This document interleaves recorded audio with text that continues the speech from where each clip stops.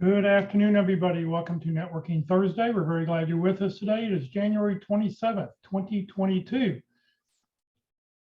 If you have any questions throughout the presentation, please, as soon as you think about them, put them in the Zoom chat window, in the chat box. That way we'll get your questions as our speaker takes a break.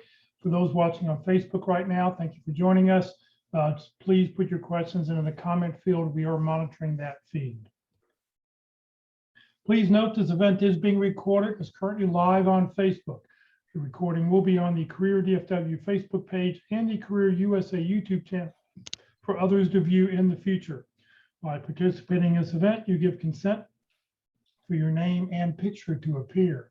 Please note that any comments you put in the Zoom chat window will not appear in the recording, and we encourage you to please put your contact information in the chat window. That way you can network with everybody else who's on the call with us today.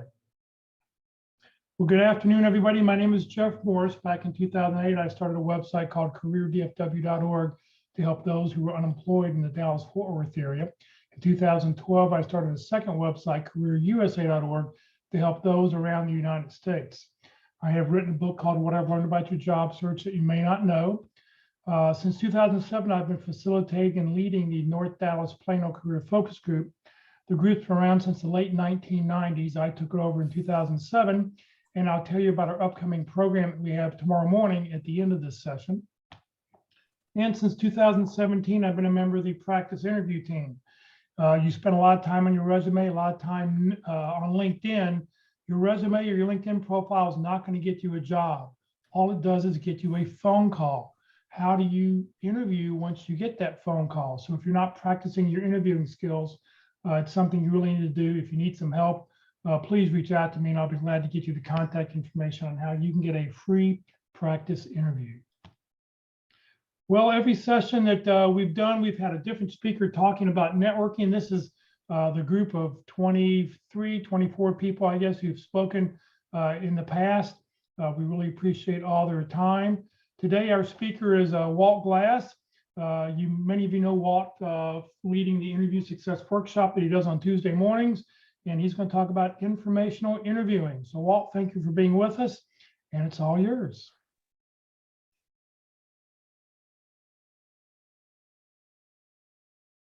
You are muted. Right, I'm a single task person, and so I had to share my screen before I unmuted. I can only do basically one thing at a time to do it well. Well, good afternoon, everyone. So I'm looking at a few people here today, so there's going to be a small group, and that's great. Jump in anytime you want to talk and ask questions, but let me introduce myself. My name is Walt Glass, and I'm retired. I've had a long career in information technology, but since I've retired and looking around to see what I might do, I remember looking for a job back in 2000 after taking an early out option after 25 years with a company. So I started learning about the stuff that you're learning about now, or relearning, as this is not the only time we go through this, unfortunately. Got an interview and blew it big time. So I have focused now on helping people gain confidence and skills with successful job interviews. And I offer a free interview success workshop, very informal. I start with the fundamentals of selling, who we are, what we do, and how we can help, which is the definition of ourselves.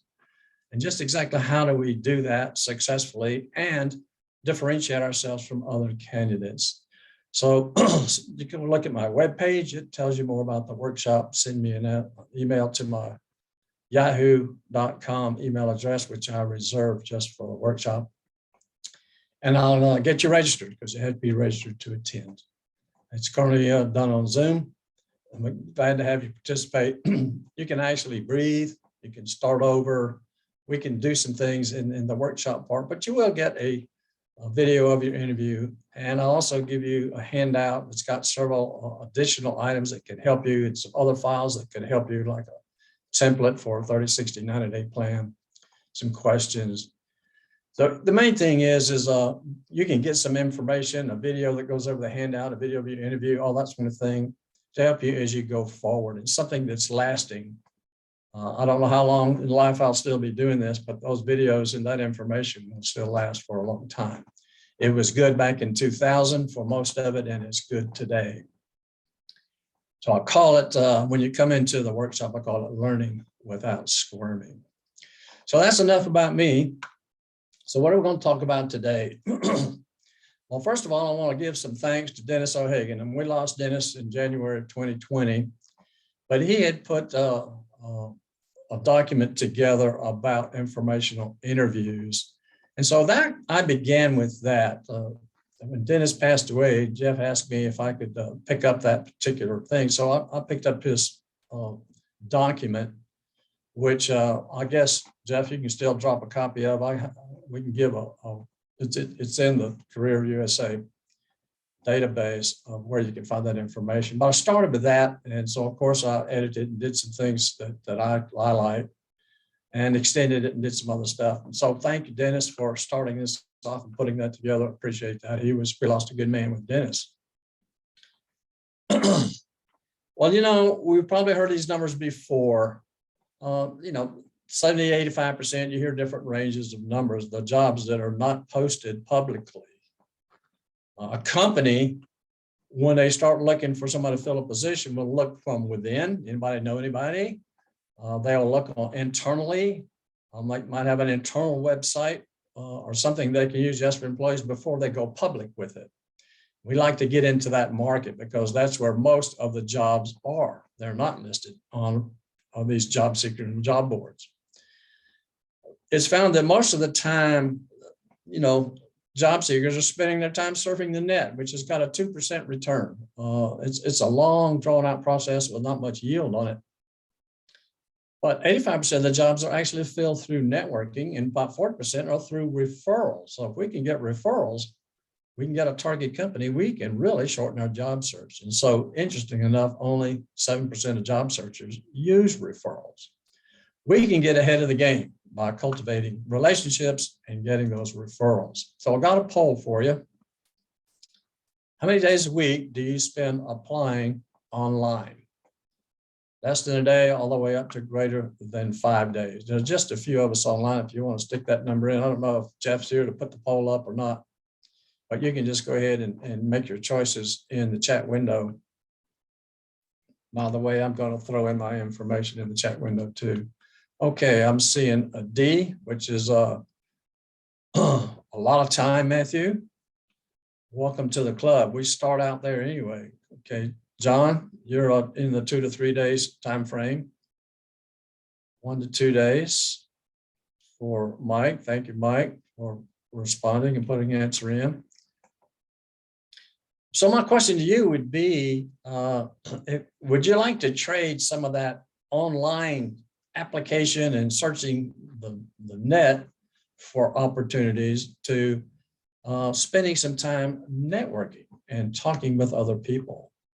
I think most of you would answer yes to that, but then there's some barriers and some issues and some problems with it. And so I'm going to try to help you today to overcome those things. The only thing that I cannot do is I can't do it for you. You're the person that's going to have to actually get out there and do it. But I want to try to make it easier for you and show you some how-tos and things like that. All right, that's applying online. Well, how much time do you spend networking each week? So we can get another set of answers to how going from the same time frames that I listed in the original. So what are we looking at now? A, I'm a bad boy. Oh, no, you're not a bad boy, Matthew. You're just struggling with trying to find a job. And you're trying to do the best you can. No negative self-talk here. We got to be positive. John, you're just spending a great amount of time. One of the reasons I know John is doing that is he's been on the line for a while with these groups, and he's been looking for a while. I find that the longer you look, the more we move towards networking, because we start out with what we call the easy way, which is the less productive way, and then work ourselves, well, we got to do something differently and go with a little bit different attitude towards networking. All right, well, thank you for participating with that. Well, networking, you've probably heard of the 6 degrees of separation, that we're at most 6 links away from any other person in the world. And social media now has come along and they say even within 4 links, but I don't think everybody in the world's on social media these days. But the amazing statistic is we got a 50% chance that 2 links can find us a contact that we're looking for. And so when we ask the question, it's important to ask for the second degree as well. So do you know anyone, or do you know anyone who would know anyone, the second degree, at a, or could help me with some specific information that I'm looking for, either a target company or something else that we're trying to do in our research. Who do we want to target? Well, I always hate the phrase that it goes without saying because we're going to say it anyway. So it goes with saying that people have the information we seek or our targets, right? We got to find out who those people are. And also people inside of target companies, inside our target industry. And remember, we're never not networking. We should always have a networking mindset. So let me ask you this. Let me go to the next one. What do we need to do to prepare for that networking? We've got to do something to begin with before we actually have the networking meeting. So what we do is we have to have a unique selling proposition. In other words, your unique value proposition is something that we're going to do prior to talking with people so that we know what we're selling and how to put that out and say that very quickly and very easily. And what is it about you that makes you unique? For example, I love to help people gain skills and confidence for successful hiring interviews. That's my line that I use. We should have a biography, a bio. Really strongly suggest bio. I think it's a primary tool in our networking and doing informational interviews process, but have that. But we got to have something, and it's not the resume. A resume says we're looking for a job. A bio just tells something about us, which is a nice tool to have. You got to have your attributes, knowing who you are, what your experience, and what your achievements. Attributes is the I am, experience is I do, and achievements are the I help. We have to have some references available. We have to do due diligence on our references. And so, John, if I were to talk to you and ask you to be a reference for me, I'd say, well, what would you tell people about me? And then I listen to John, and then I go away and I said, okay, he made the test, or nope, I'm not using John. He didn't, he doesn't say those things. And I have to help him out to see if I can tell him the kind of things I'd like him to do and suggest that, but always helping people, making it easy. We need to have our prioritized target information that we're looking for, the target companies we're looking for, the target industry that we're looking for. And then we got to start out with this potential connections research. We need to start getting a list of who these connections could be. Now, there's a little tool here that's kind of interesting that I'm going to throw in, crystalknows.com. It's an assessment that's come out that goes out to people's LinkedIn page and does an assessment on them. And it's pretty interesting. I think you get a free one, and then it costs something to pay, but you might want to look up crystalknows.com, see what that might have to offer. Because as I'm looking for people, one of the main things I'm looking for to build a relationship is a common connection. Is there something in common between us? Right now, you all that are participating have a common connection. You're all looking for a job. That's something that builds a connection immediately with each other as you can help each other through this job search process. And let me talk about a couple of definitions that I use because I equate networking with relationshiping. So there's contacts, and I'm going to use that word to say that's somebody we know a little bit about and they don't know very much about us. A lot of connections in LinkedIn are a little more than contacts. I get a lot of generic requests for a connection from somebody I don't know. I generally ignore those. What I don't ignore are those who send me a little note, a personal message along with it that says, I saw you here, I met you there, whatever, I'd like to connect with you, and just something like that. And even better, when I do connect with them, they send me a thank you note for connecting, and then maybe even somebody says, I'd like to follow up with you, have a phone call and set up a time for a meeting. So that's kind of what we can do with LinkedIn when we're trying to find people that we'd like to have meetings with and have this networking and informational interviewing going on. So what is a connection then? Well, connection means there's some relationship that exists. And there's some A's, B's, and C's. And we're going to get right into that right now. What kind of relationship do we have? What do you know about us? What do you know about me as an individual? what do you know about me and the kind of experience? So our coworkers, people in the past, our previous managers, those could talk about that, people that have worked with us. And then the value. Who can talk about the value that we bring in that particular job or role or opportunity or company or industry? So I'll just rate them at high, medium, and low. There's some that have significant, have some, and low have little knowledge. Then I'll say, well, let's find out how willing they are to help us. So I could talk to somebody and tell them what's going on, start out with something, and then find out whether they would do that or not. There's a lot that are happy to help. You'd be surprised. I mean, it's a tragedy that we don't ask, because there's people out there waiting to help and wanting to help and trying, and wanting to do that. We have to learn how to let people help us. It's kind of amazing. But, John, if I ask you, and the reason I'm picking on you, John, is because you're right at the top of my screen. Okay. So I can see you. Okay. And Bill, you might be subject too, because I can see you there with your nice hat on. But I might come up to you, and talk to you. And you say, oh yeah, well, I know 2 or 3 people. Let me get that information to you. And they respond quickly and immediately and are working to help do that. And that's a person that's willing to help. Others, they just kind of don't say anything.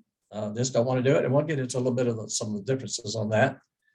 The medium will, provide some help. The minimum help that some people provide is, sure, here's Bill Whitmore. You can contact him and tell him that you know me. So I would be contacting Bill and say, yeah, I know John Erna. And then the lows, and they're the no help. So there's a lot of people that may know us, but they're not going to do anything. But I need to, in these connections that I'm trying to build and know, I need to kind of figure out these 2 parameters.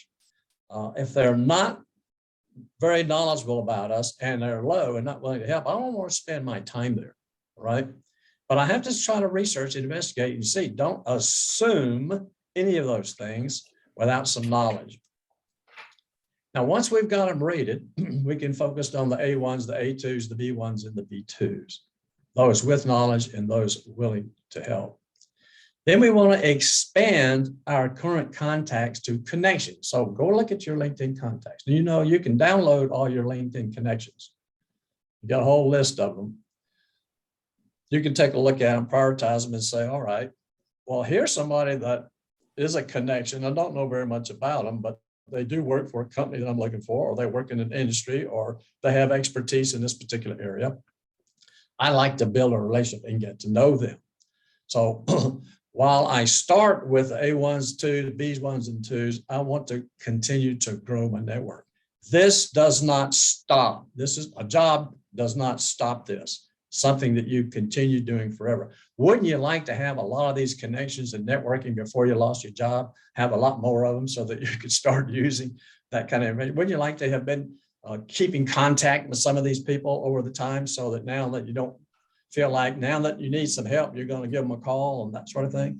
Yeah, well, let's just continue doing that, not just while we're looking for a job. Well, who are connections? So I did some research on this, and I found this. I thought this was pretty interesting. The different types of people that can provide different types of support, help, encouragement, and information. So a mentor. It's great to have a mentor. They have reached the place where we want to work, what we want to do, and they can help us along. Extremely helpful to have. And then coaches. Now, coaches can help us with some of the details and some of the finer workings. Some of you know Jack Bick. He's a career coach, and he helps people with just the career process, not just the job seeking process, but the career process. Might be a good person for you to get in touch with and see what he offers. The industry insider. I need somebody that's got a lot of knowledge about the industry or the field that I'm choosing. The trendsetter. Who's the one that's always keeping up? For technology, who's the person that's in line at the Apple store to get the new iPhone? All right, those are the people that know a lot about that stuff. Go out there and stand in line with them. May be a good idea to get a connection, and you can start talking about things. The connector. Who do you know out there, do you think that you may know, who is a prime connector in the DFW marketplace? Anybody know anybody? Foster Williams. Okay. Anybody else? Walt Glass. Jeff knows. Well, Foster, if you know Foster, that's what Foster does. He doesn't do a whole lot more in the job search process, but he knows, I don't know how many people he knows, but he is a great connector. So he is a great person and he loves to do it. He spends a lot of time doing that. So Foster Williams is the number. They call him the job father, the idealist. So where's the person when you sit down and dream and talk about and brainstorm and flesh ideas? And I'm considering options A, B, C, D. What do we think? And, pluses and minuses, consequences, et cetera, et cetera. The realist. Okay. Now, you know what the opposite of a realist is? We call them optimists, because optimists say that we are pessimists, and pessimists, no, we're not. We're realists.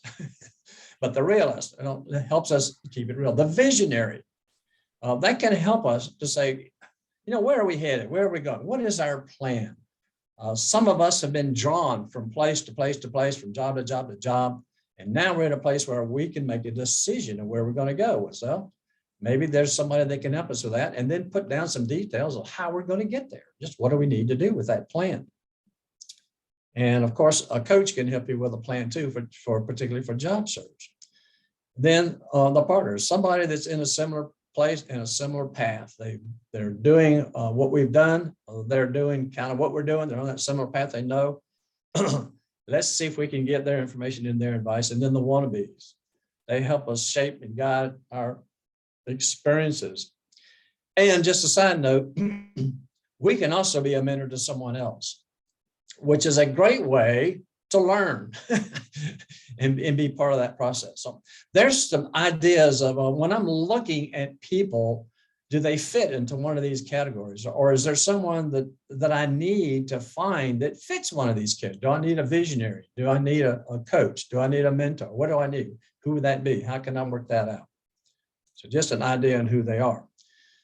One of the main things we want to do, I remember when I was in high school, Ms. Campbell, our senior high English teacher, kept saying, read widely, read widely. Well, we're high school students.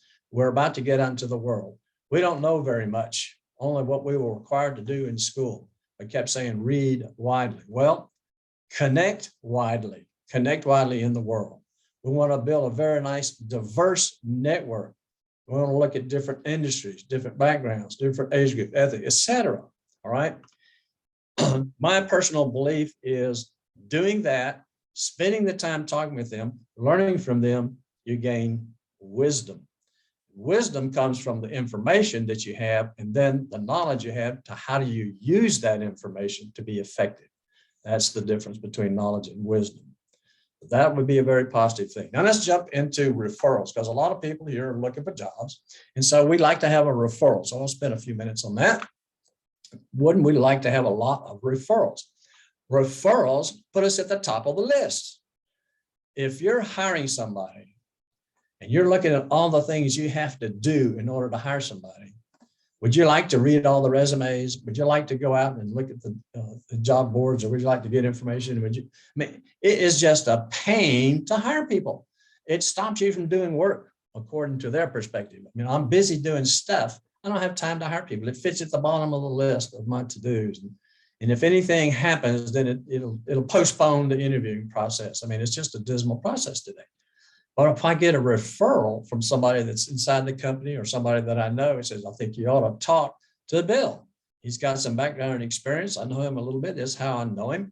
I suggest you spend some time. And by the way, here's a bio, because I've given Bill one of my bios. And I've told Bill a couple of things to talk about and say about me when he goes in and gives the referral. That is a huge, huge step to take that's going to really help shorten our job search. People, you almost are in a position that you've got the job, it's yours to lose, because they already talking about you're the kind of person that I'd like working in this company.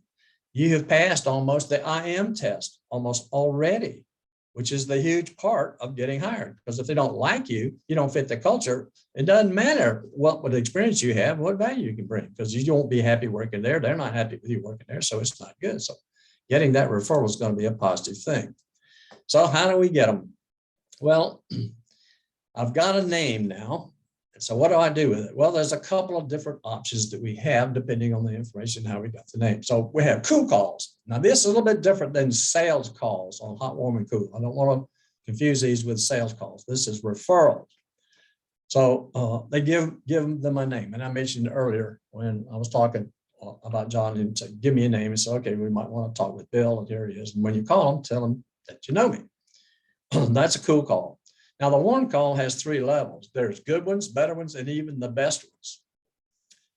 It would be nice if I'm talking to Bill and he says, let me introduce you to John. So he sends an email out, sends it to me, sends it to John and says, hi, John, I'm Walt. This is my introduction. John, I'd like you to meet Walt. Walt, I'd like you to meet John. And kind of sets up an introduction that way. And then it's up to me to follow up and go through that.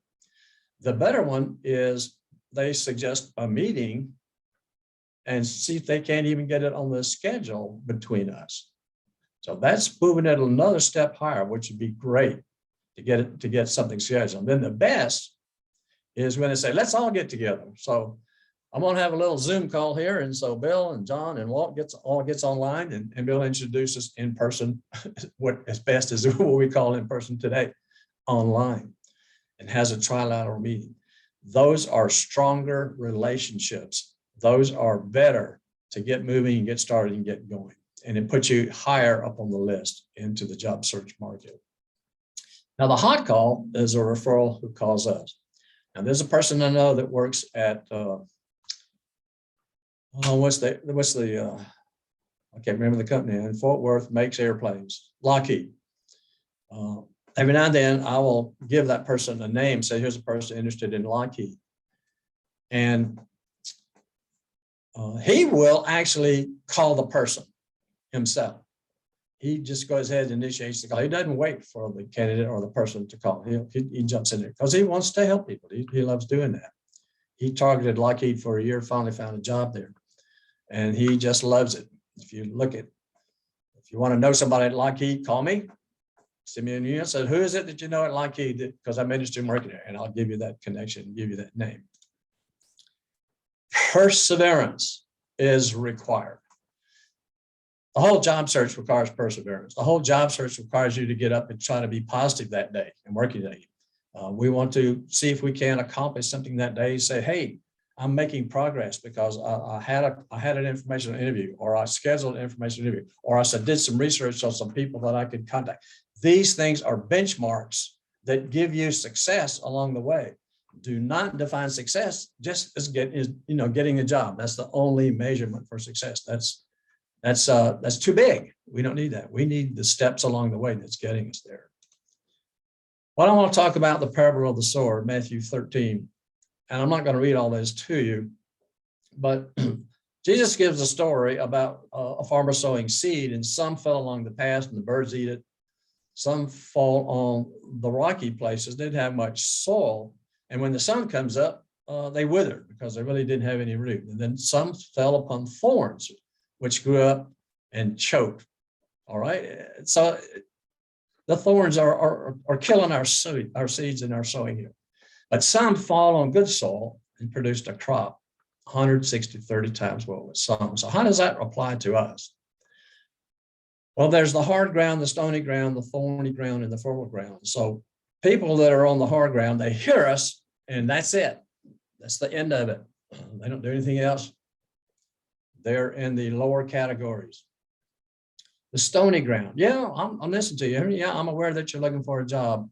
And if I should see something, or if I should hear of anything, I'll let you know, something like that.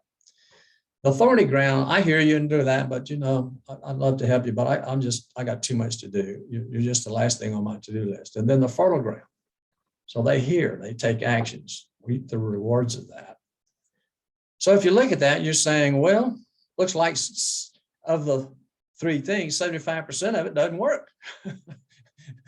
We only get 25% that works. And you say, oh, that's a pretty good number, 25%. So we do have a funnel. We do have some working. We will get rejected, all right?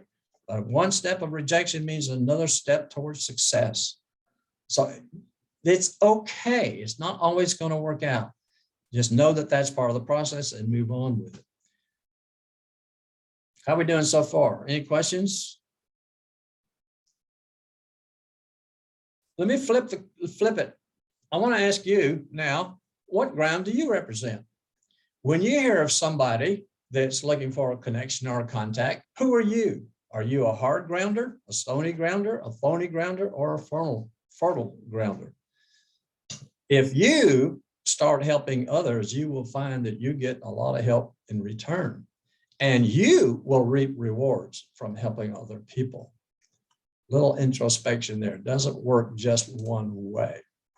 And then last thing on networking, remember your network, keep in touch with people periodically. Always try to help others. The way to build relationships is to help other people. And remember, we're not forcing people to live in our world. We're seeing about their world. We connect with people in their perspective and in their world, not ours. All right. Key to all of it, build relationships first. Ask for assistance second, and offer to be assistance always. All right, I want to jump into informational interviewing. Any questions on a little history of networking there? So what is informational interviewing? Why have them? What keeps us from doing them? And what are the steps? So let's run through these. Now, this is designed to give you a lot of information so that you can, when this recording is posted, that Jeff will post, you can come back through and look at this, because you can't capture all of this that I'm about to give you just through this presentation. You're going to have to go back through it. So I've designed it that way so that it gives you a lot of how-tos, a lot of examples, a lot of things that you can use, but not a lot that you can remember in the next 30 to 40 minutes. So what is it? A tool to build relationships and discover how we help others. I put that one number one because our objective is to help them first. So when we start with that, just don't go in there and say, okay, I need help. I'm looking for something that I want to do. Start with them first. That's the best way to go about it. So that's the number one thing. And an informational interview is a meeting that we gain for knowledge. And it's from a person who has the knowledge that we're looking for. A lot of this can be in the research phase. So I'm contacting Bill, and Bill knows about finance, or he knows about something in his industry and whatever. And I want to say, I'm considering this in this industry. I'm considering information. I know you've been in the financial world, and I'll give you some ideas and scripts of how we can do that. But I'd be interested in talking with him specifically because I want to know something specific. I have to have an objective on the knowledge I want to obtain before I have the interview. All right. So who is the person that has that, right? A conversation about different things, but who can be in a position to help us get a job in the future, either directly or indirectly. Well, that's kind of a narrow focus, but that's part of the networking. It's the part that we're going to pay attention to while we're in the job search mode.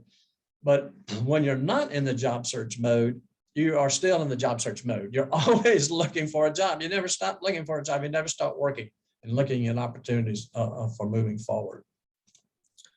Then it's better to go into the front door, into a targeted company, not through the application online door, which is a very poor return.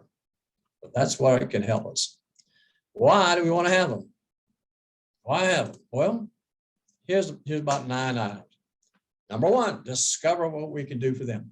I remember GM bought a company called EDS that I worked for about 25 years.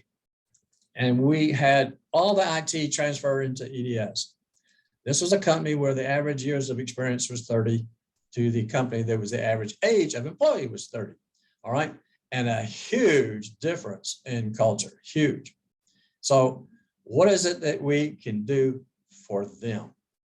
How can I help them? How can I build and maintain relationships with them? How can I get firsthand knowledge from them so that we can merge information? How can I get updated information on what's going on in the automobile industry, which was a new industry for the company back then? Yes, we were in banking, we were in health insurance, so we were in different industries, but we weren't in building cars. We weren't in manufacturing. So how do we do that? How do I get information from that? How do I get an assessment of my aspirations, skills, and strategies? So now these go into from the kind of general into the job search mode. So the referrals are job search. Negotiation skills is something generic, not necessarily related to job search, but 6 through 9 are job search related. Find out about the company, industry, competition, product, services, and find out if we want to work there. Does the culture fit? What's going on? What's happening? Where can I help them? Well, that's why we want to have them. Reasons why we don't do informational interviews. So you can drop it in the chat window saying, all right, which are the reasons that you have for not doing informational interviews? Jump in there with a couple of letters in the chat window or one letter. What is it? I'm not ready. All right. It's difficult to ask for help. I don't really know how to get started with it. B and D. I'm not connected enough. I find it difficult. No, say I don't know how to initiate the request. Okay. These are the most common things that I hear from people as to why we don't do it. One of the most frequent is I find it difficult to ask for help. Well, my goodness, we are missing out on the world with something. Thank you for your responses for that and participating in that. How does it make you feel when somebody asks you for advice? Okay, Bill, let me ask you. So you can turn off your mute button, Bill, and get in here and say, hey, Bill, I'm very interested in learning. And what's your field of choice, Bill? My field, telecommunications. Telecommunications. Okay. So, Bill, I understand that you have a lot of information, background, and history on telecommunications. You know, I'm behind in that industry by now, and I like to learn more about it. And I'd like to get some information and advice from you because I'm considering moving into that particular field. Could we set up some time, maybe 2 o'clock on Wednesday? Now, the question I want to ask you, Bill, is how do you feel about me asking you? Okay, you're good. Go ahead and ask. All right. How do you feel when people ask for your advice? Like I have something that they need. Right. Knowledgeable, informed. Right. And so I'm asking for advice. It means I value what you're about to tell me. I value your information. I value it. It's important to me. I don't know about you, but I haven't had a lot of people, well, maybe in the interviewing stuff I've had, but you know, in my regular job world, wasn't a whole lot of people asking for my advice. If I have somebody to ask me for something where, you know, they would value my opinion and my thoughts and stuff like that. That was rare, you know, and I would jump on those chances. I'd be glad to help people. I would make time for those kind of people. I would glad to do that. People feel good helping people. You feel good helping others. That's why we want to let people help us, at least give them the opportunity to help us if they would like to. So the idea of I find it difficult to ask for help, that's our problem. It's not their problem. It's all you got to do is just ask. You just got to do it. And you'll find that you'll be a lot more successful. So asking for advice, that's one of the key words. And we'll mention some other key words in a second. I want to talk about the Kroger cashier. So I'm in Kroger. Now I lost my wife 6 years ago, and I'm not a cook. And so I'm in Kroger and I'm buying stuff. And so I have the necessities of life. Okay. I have milk. I have bread. I have peanut butter. I have cookies. I have potato chips. I have some cheese. Okay. And she says, is that all you're buying? And I said, well, for right now it is. I said, I just lost my wife and I'm not a cook. And so I guess I got to learn how to cook. And she says, I can teach you how to cook. Now, isn't that amazing? I mean, this is a complete stranger. I don't know this person. I didn't ask him for help. I just kind of went out there and said, gee, and she just volunteers to help me. And I didn't have a lot of money either. So it was amazing that, and I looked at that and I learned from that experience to say, you know, there are people that are really ready and willing to help us. All right, what do we have to do? So what do we do for an informational interview? Number one, we got to know who we are. I've got to be able to articulate who I am. I got to be able to articulate the experience and background that I have. And I got to articulate, be able to say, here's the value that I bring in my job. So I can combine my personality, my soft skills, with my experience to achieve these kind of things. I have to be able to say and tell people those kinds of things. Now, the whole interview takes place with that, but we can also say that in a few sentences, or like, I enjoy helping people in the interviewing process through a free workshop that gains confidence and skills for successful hiring interviews, right? I've got to be able to say something about that so I can put that together. So I need to be able to articulate that. I have to know what I want. So I'll have to research and say, okay, here's what I'm looking for. Here's the purpose and the information that I have that I want to achieve through this process. I got to focus on that. Now I got to find out I don't want to walk into something blind. All right. So if I go in and start talking to Bill, and thank you for being forced to volunteer, Bill. But if I go in and start talking to Bill, I probably ought to look up some things in telecommunications. I should look up Bill. I should look him up on LinkedIn and find something about his background and his history. I like to find something in common. You know, Bill and I both went to SMU. Did you graduate, Bill? So Go Tigers, right? But anyway, it's find out some information. You just don't want to go in what I call dumb with information. Have some information so that you can target some questions, so that you have some knowledge, but you like to get some more knowledge about it, right? At least if you're going to talk about competition, you ought to know who their competitors are, right? And you want to know something about the competitors. So if I ask you today, what is General Motors doing to beat Tesla? Right? That might be something I'd like to ask a General Motors person. What's going on with the electric vehicles, and how Tesla is just recently came out with some really bad financial forecast to some best profit ever. All right. But what's GM doing about that? What's Ford doing about that? What's going on? So I might want to know something. So I might want to know something about what Tesla's doing. I know a little bit so that I can at least act like I know something, and I can ask intelligent, appropriate questions. Then who is it? What's the person? Who can I choose that'll help us to connect to other people or to give us the information themselves? So I may ask Bill about something, and then he says, well, you know, I don't really know a lot about that, but I'll tell you, John, he's an expert. You probably ought to talk to John, right? That's what I'm looking for. Now I'm going to give you a little bit more details on the others. So prepare scripts to get the interview. So this is some of the places where people say, I don't know what to do. I find it hard to ask. I get started. So I'm going to give you some specifics to try to help you with that. All right. Requesting a referral. So here's kind of a generic way to do it. You introduce yourself. Now, this is not like when I call you up on the phone. This is not the first sentence I say, because I'm going to call you up and we're going to have some chatter and going to talk about you and some other things. But in there, we're going to say, you know, how do I know you? Where do I know you? And I said, well, you know, Bill, I know you and I participated on last Thursday on this networking session that was given, and I saw you were a participant there. And so here's something just in common with Bill that I start off. And then I move from there to what is the specific information I'm seeking, and what are the specific people that I'm seeking? What type of people? What's my target person? What do they look like, act like? What have they done? What kind of experience they have, whatever it might be. Who can provide some specific information?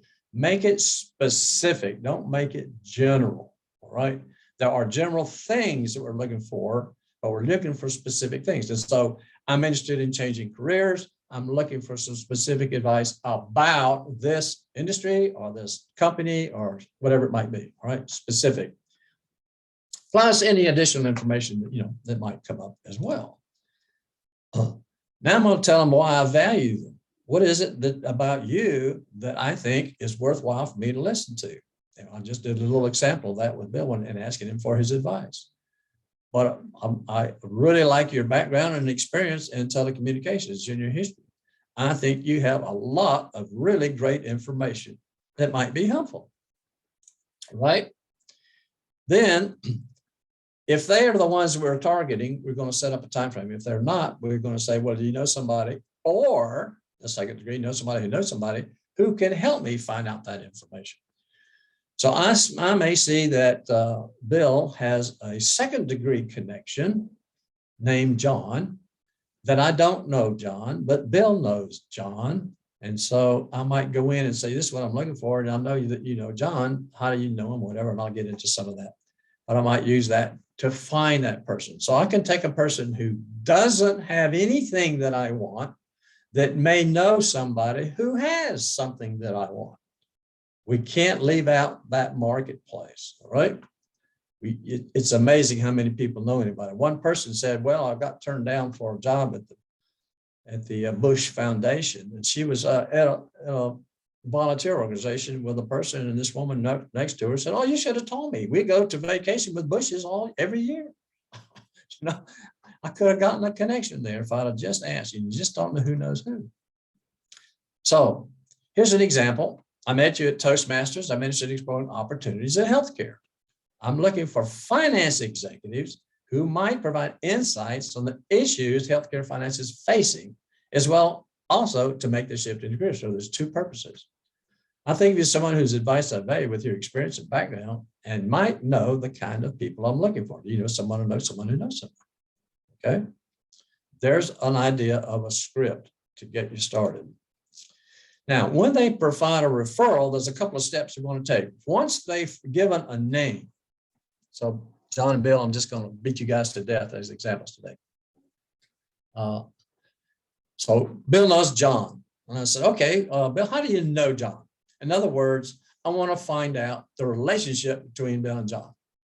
And you can go everywhere from he's my brother-in-law to, oh, I just know him through something. All right. So I'm looking for that type of relationship that they have. All right. Then I would say, why do you think they would be a good connection? What is it that they know that you think? Why would you recommend John? So what do they know about John that would help you? All right. How should I contact John? What do you think the best way to do that is? And would you be willing to contact them and see if they take my call? Now in sales, that's called warming up the call for the sales terminology. It'd be great if Bill would contact John and say, Walt's out there. And, I gave him your name, and would you be interested in talking with him? And that gives me permission to reach John. It's a lot stronger than the cold call, just the sales cold call, just calling John just out of the sky and say, gee, Bill told me to call you. Okay, then you go, if you don't get that, then can I use your name when I call them? And who else should I talk to? We're not looking for just one. We're looking for multiple connections and multiple contact, multiple potential connections. And how can I be assistance of you? How can I help you? What is it?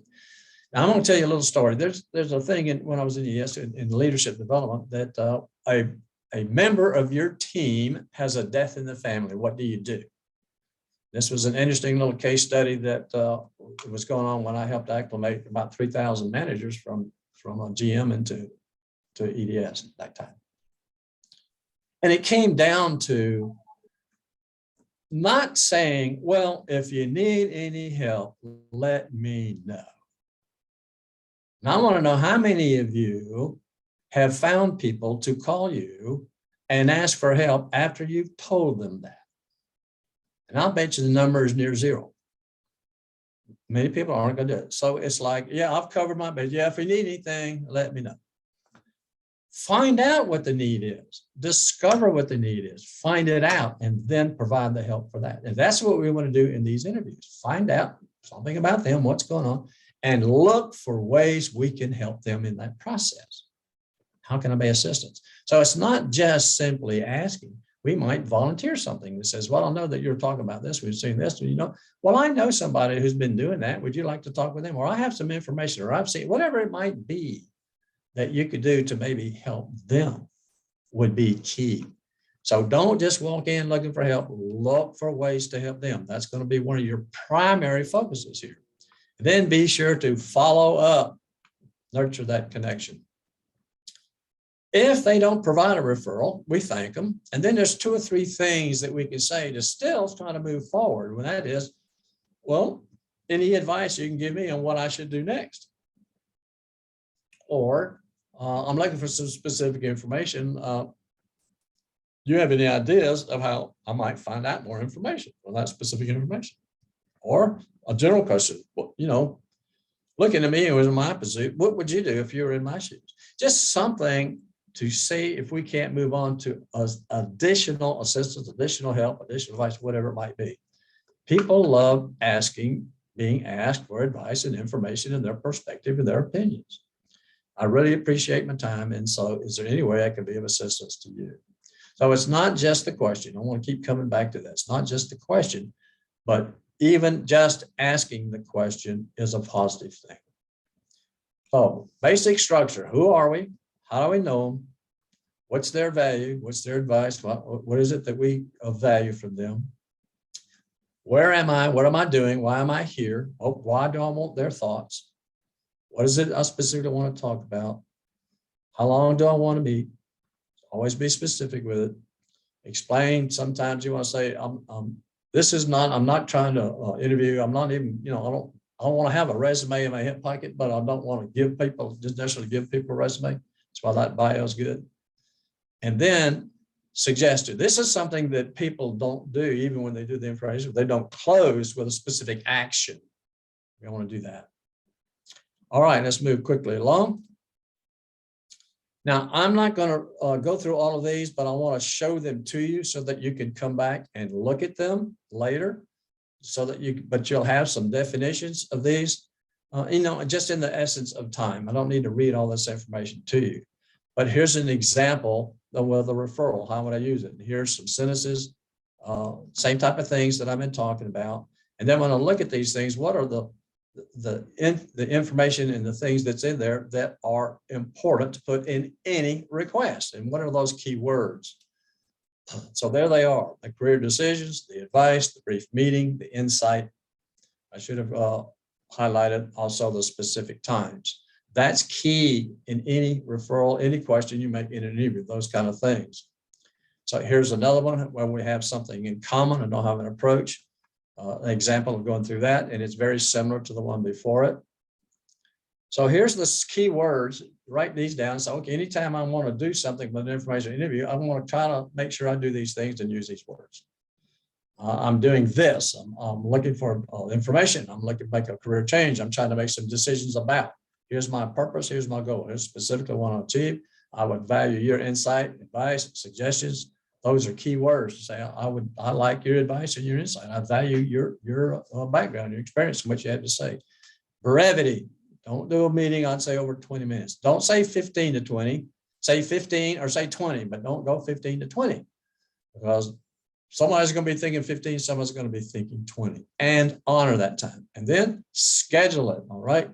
I suggest Wednesdays through Thursdays. Everybody's busy on Mondays trying to get into work, get stuff done, and everybody's busy trying to get out of work on Fridays.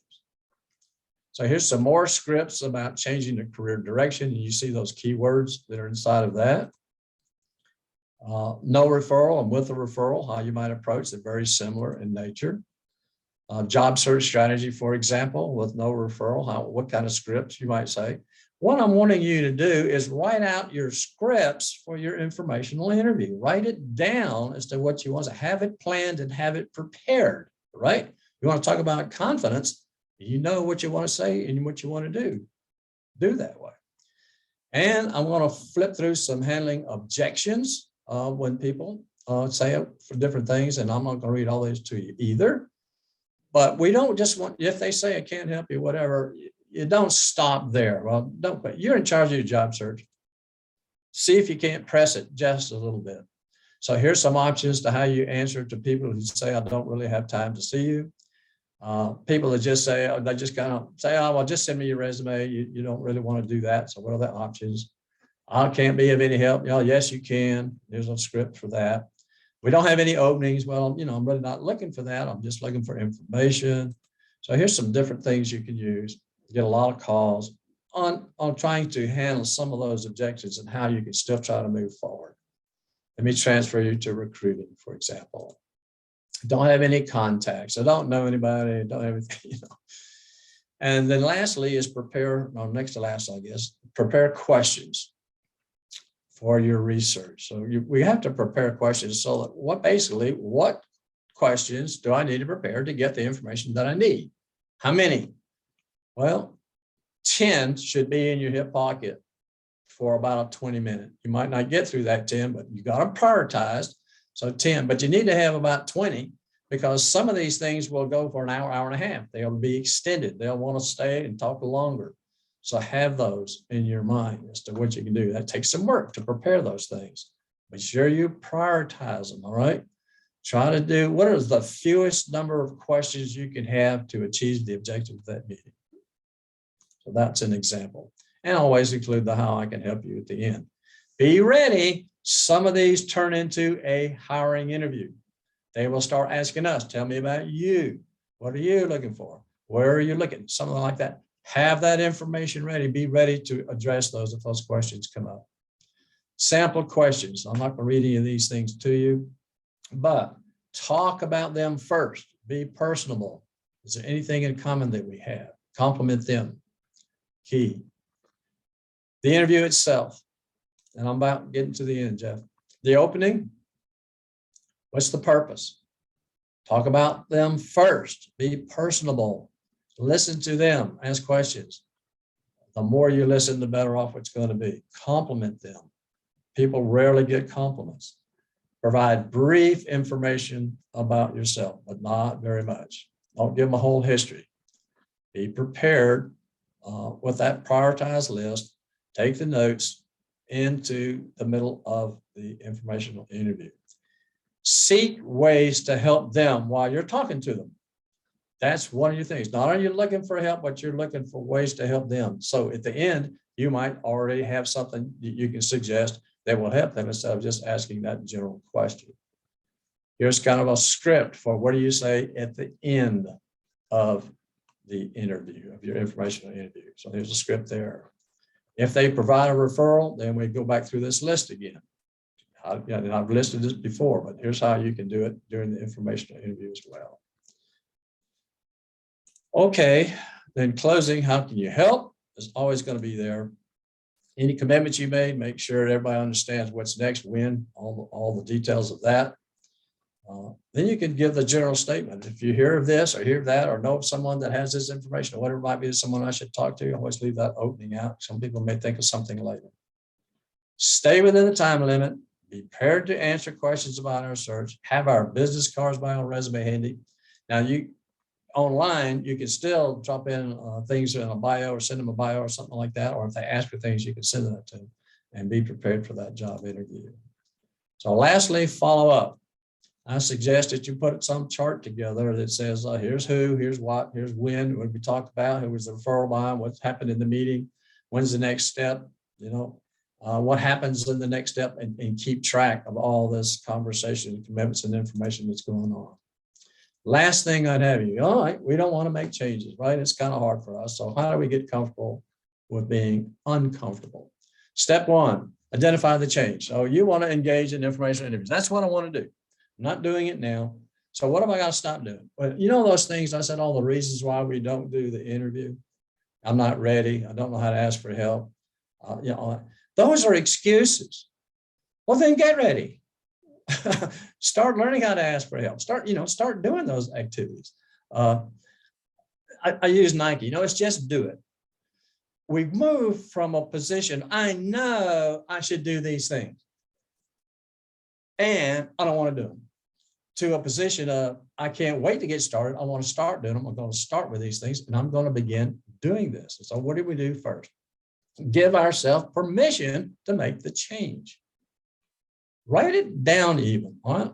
I give myself to start this. Why? It's a priority for me to get the job I want and to shorten my job. This is what I'm trying to accomplish and what I'm trying to do. Start small. Start with people you know. But small actions over time can have a massive impact. So what's the little steps we need to do? For example, start with somebody we know. All right. I'll bet you that if you call somebody here and say, hey, we were both in this meeting and I know that you're in telecommunications, whatever it might be. And so I want to practice doing an information interview with you. So can I practice with you? But, if you want to call me and want to do an information interview with me, you want to know something about technology, you want to know about my history and EDS, whatever it is, give me a call and you can do an informational interview with me. And I'll give you real answers from a company that I'm very familiar with, or at least I was back in 1999. It's only been 20 years since I left, so I'm not 100% up to date, but I'll still be glad to help you with that. Do that. Start small. Do something to help you gain confidence. Then make the habit. I'm going to try to schedule 5 informational interviews, and I want to have at least 2 a week. So I want to schedule some, so you will be making progress to get them scheduled, and then you'll be making progress when you execute them. So that's how you can help make that change. Do it with a partner. Do something that'll help you. I'm done.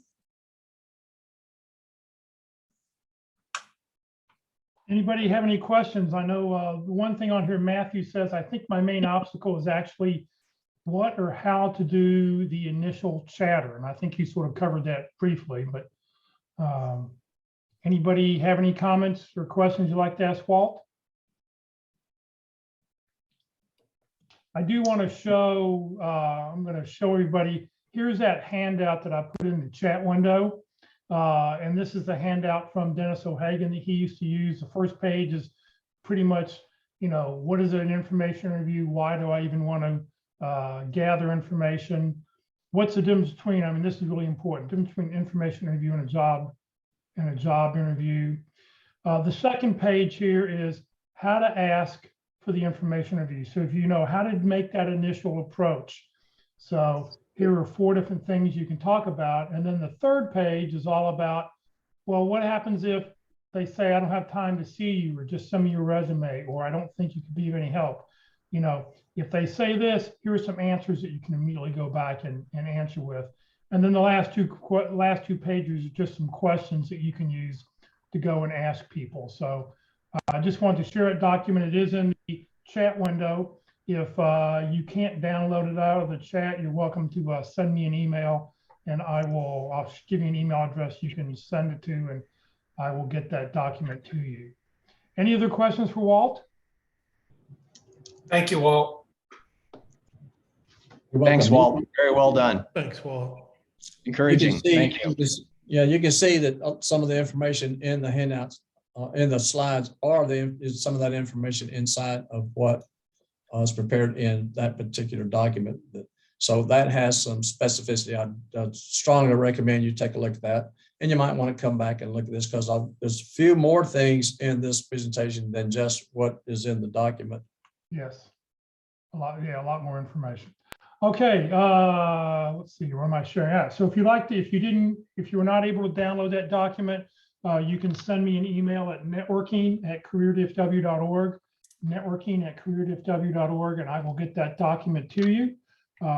Just let me know what document it is you're looking for, and I will be able to get that to you. Career DFW and Career USA, we're putting on training 4 days a week. Tomorrow morning at the North Dallas Plano Career Focus Group meeting, Elizabeth Lyons will be with us. She's going to talk about job seeking post-pandemic 2022. She's a recruiter. She's talked to a lot of people in her C-suite, asking them, what do they predict and what do they think is going to be happening in 2022? So Elizabeth will be with us tomorrow to sort of share the findings of the research that she's done. Next Tuesday, Locke Aldous will be with us for LinkedIn Tuesdays to talk about how to use LinkedIn for job hunting, strategies to get results. Next Wednesday, practice interview team on Interviewing Wednesdays. You can watch an actual practice interview. If you haven't practiced your interviewing skills, it's a great opportunity to go and do that right now.